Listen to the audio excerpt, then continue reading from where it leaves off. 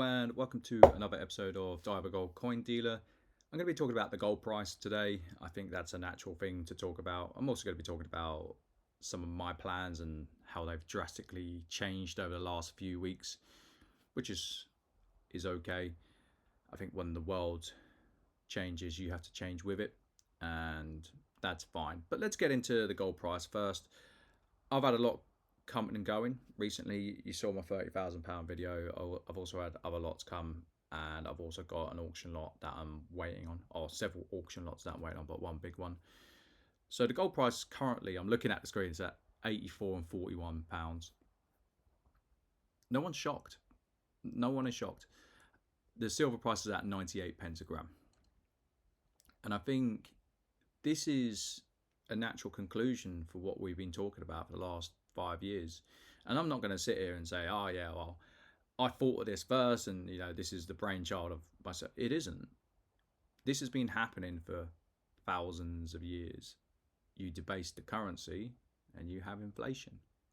Now, it was coined a while back that there was something called the everything bubble. This isn't something that has happened to just gold and silver. This has happened to practically most assets.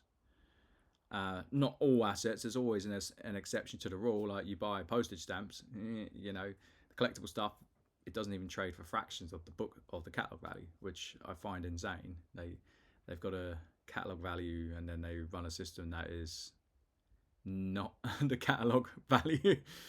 But houses have gone up, gold and silver's gone up, fine art's gone up, whiskey's gone up. And again, this isn't blanket across everything. Coins can be just as fragmented in the sense that you've got your bullion, your numismatic. Now, the semi-numismatics have really struggled. You're going to see a lot of modern sovereigns. I can't talk for other countries, but in the UK, you're going to see a lot of sovereigns graded PF69, PF70, and you're going to find out that because gold's gone up so high, it's going to be trading in line with a normal sovereign. So for example, I bought these the other day, PF69, £2. Now a gentleman commented on my channel on the last video, I really like the market, or something akin to this. I really like the market because I can pick them up for practically spot plus post. It's cheaper than sovereign. It's the same thing. It's just double sovereign. Gold 50p. Now I can understand these are slightly different and they're more niche, but again, this will go for spot plus post if there's a buyer for it. If not, I will bring it slightly under. Now in the market in the past, I wasn't trading anywhere near those. But you need to understand as a trader that works both ways. So if I'm selling it for spot, I'm paying 97 on it. It's not difficult to work out that my job is to gauge where the price action is and to trade it accordingly. In the past, I wouldn't have dreamt of paying under spot for this. I probably would have paid you a slight premium because it would have gone for spot plus 50, spot plus 100 on some of them. That market is dead and buried, or at least for the time being. Now, to go back to the whole asset price, it's everything. It's absolutely everything. You want to own debt and you want to own assets. Oh, sorry, you want to own debt that's fixed. You don't want to own debt that has it's cumulative, like credit card debt. That's not going to help you. That's going to work against you if you can't pay it off.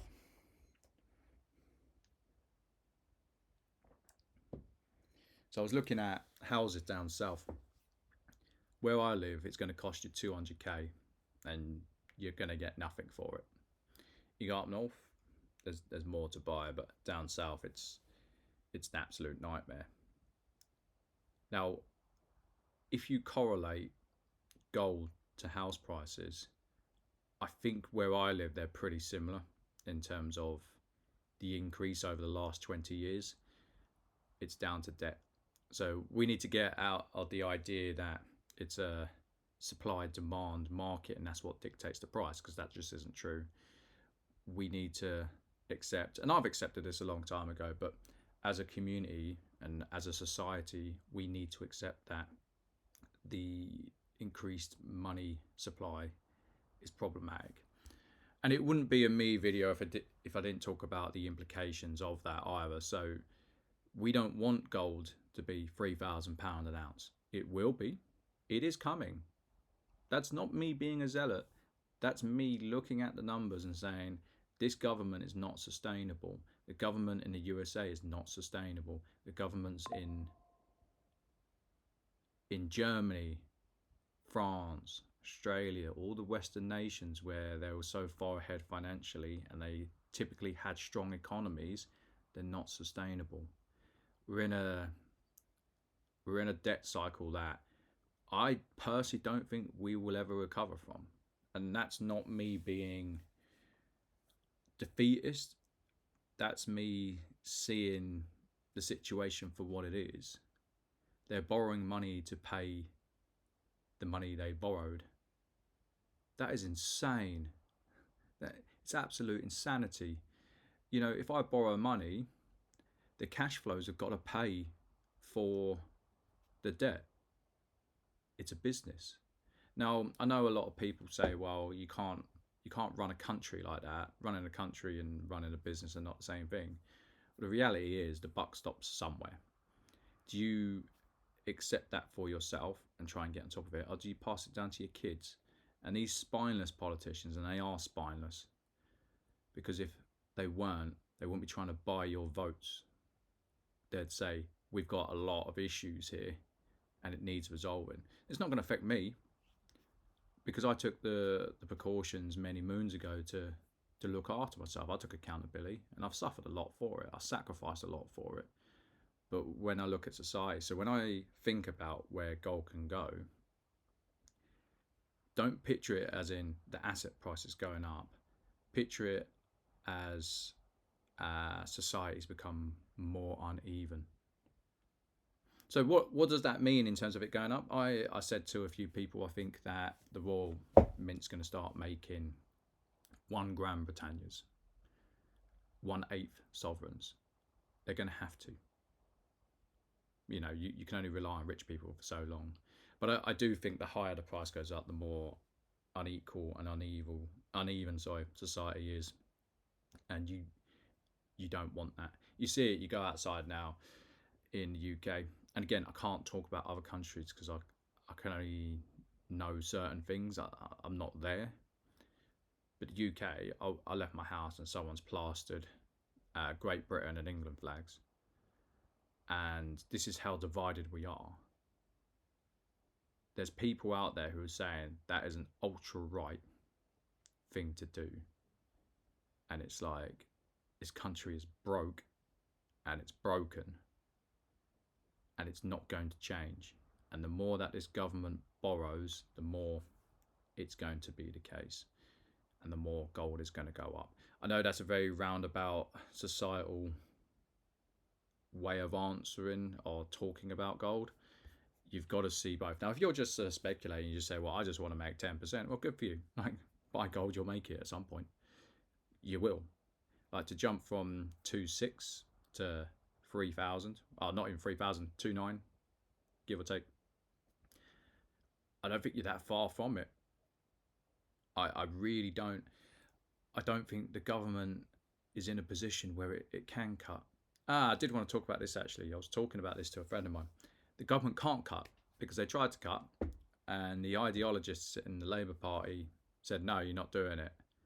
And everyone complained and said, well, my pension's getting cut and the winter fuel's getting cut. And I think what people fail to realise is if you don't cut it now, those cuts are going to be made to you by someone who will be harsher down the road. This country is running out of money. And it's because we're wasteful. So all the time we can borrow, you're going to see this. You're going to see the gold price go up. You're going to see assets go up, etc. And that's just how it is. So in terms of my situation, I've come to the realisation that I don't think Germany's going to be feasible. I'm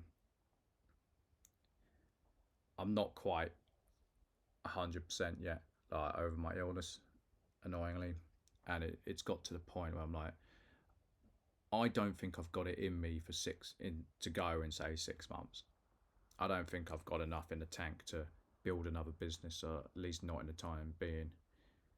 You know, and it's a bitter pill, but also I'm a believer that one door shuts and another one opens.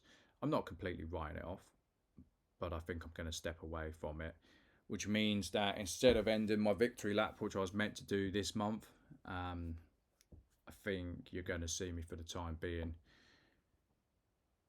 How much I trade is another matter. I genuinely don't know. I think I need to wrap my head around a few things. I'm certainly going to make changes in terms of what I want to do. I might just run up the passive income to a point where I don't need it, but I might run it up to the point where it's beyond any doubt. So 35, 40k a year, I'd be quite happy with. But if I'm working, there'd be options elsewhere. So yeah, that's it for me today. I feel a bit all over the place in terms of my cognition, which it happens. Hope you enjoyed the video. Take care. Bye.